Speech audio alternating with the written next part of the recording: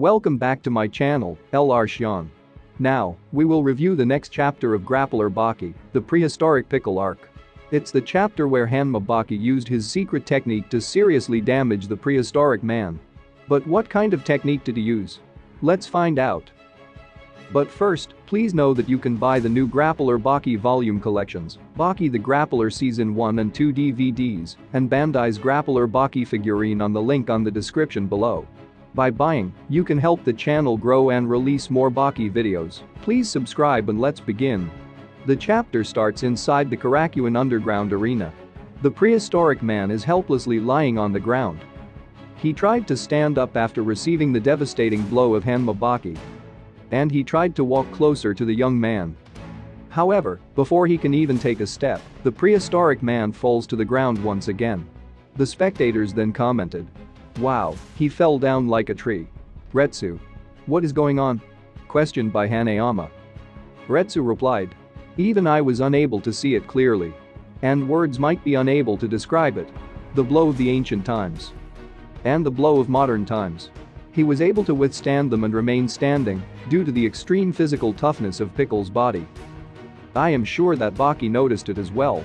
That no matter how many blows Pickle received, his brain does not shake. So, he tried something different. A punch that connects with nothing more than skin. Rather than hit the chin directly. He changed the course of his punch. It is a rare event. Occasionally seen in the boxing ring. The perfect exchange where both men should have been knocked out. Yet, out of that situation, one man throws another swing. And his opponent falls face forward. And after 2 counts, it's obvious that he can't get up. He imitated that. That does occur, but it's certainly rare.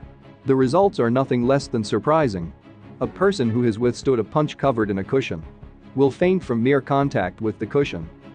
It merely grazed the skin of his jaw. But the connection between the two always becomes clear when the chin is struck. And the brain, unseen by the naked eye, shakes at a high speed. From this punch, Baki used this piece of skin with unseen precision. The first was with his left fist. The second with his right fist. The third with a sword-like right foot. Pickle's brain probably started shaking for the first time. And after the second strike, it increased its speed. After the third strike, the speed increased even more. And the brain lost all its capability to function normally. It showed Pickle a formidable scene he had never seen. Pickle's stance remains firm. Certain that he is still standing. But the ground keeps getting closer and closer. Pickle has just now experienced an extremely rare technique. His confusion must have reached its peak by now. Retsu Kaio's analysis of the fight was correct. Pickle saw with his own eyes, blows shrouded in mystery. Coming from someone who underwent a miraculous recovery. Baki should be on the verge of death. Yet, you are free to unbelievably manipulate the ground and your surroundings. You have become invincible through the use of magic. But even though his body is shaking, Pickle does not try to escape. He withstood the shock. He withstood the weight. He withstood the force. He endured the danger. He withstood all the risks. The sense of being invincible was etched into his whole body. A belief that he never relinquished.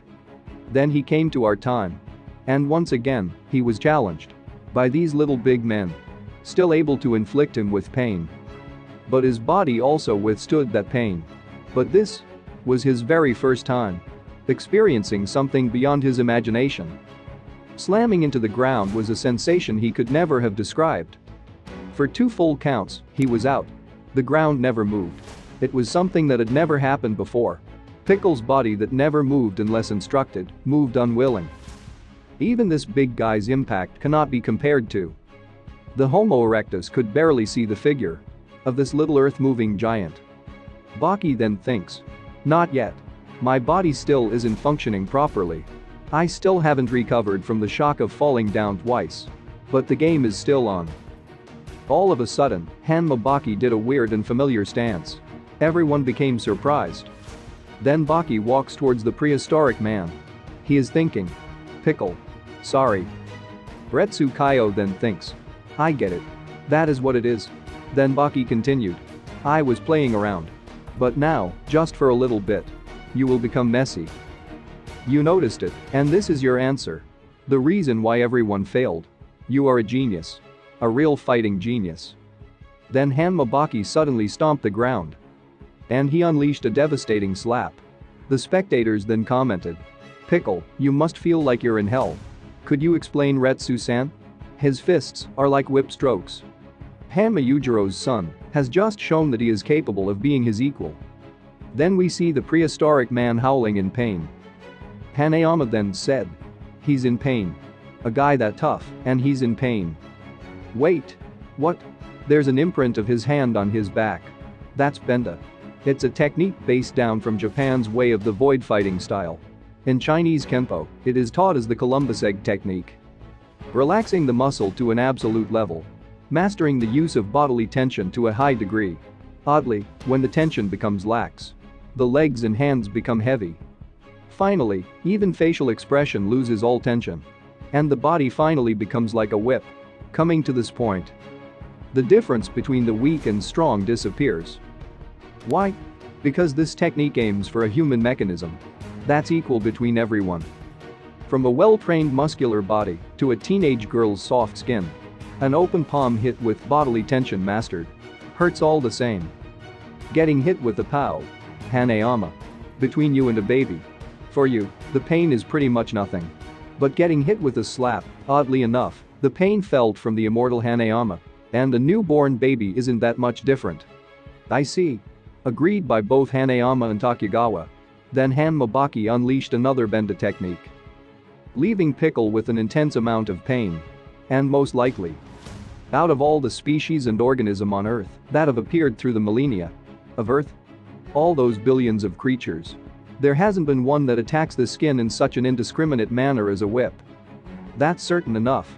That's convincing reasoning. Well, there's a certain type that uses it. The females of the human race. In other words, women. Yeah. A slap. Right? Then the son of Ogre unleashed a whip-like kick, attacking Pickle on the skin once again. Takugawa then shouted, "Oh, would you look at that? That tough guy. He's clearly taken a defensive stance. Cornering that Pickle into defensive. This is probably, within Pickle's lifetime, the first time he's ever had to. That's Baki for you. Cornering that monster. No, it's not like that. That hellish pain Baki gave Pickle. It's reached his pride. The prehistoric man is now angered and he's now ready to unleash a counterattack." What do you think of this chapter?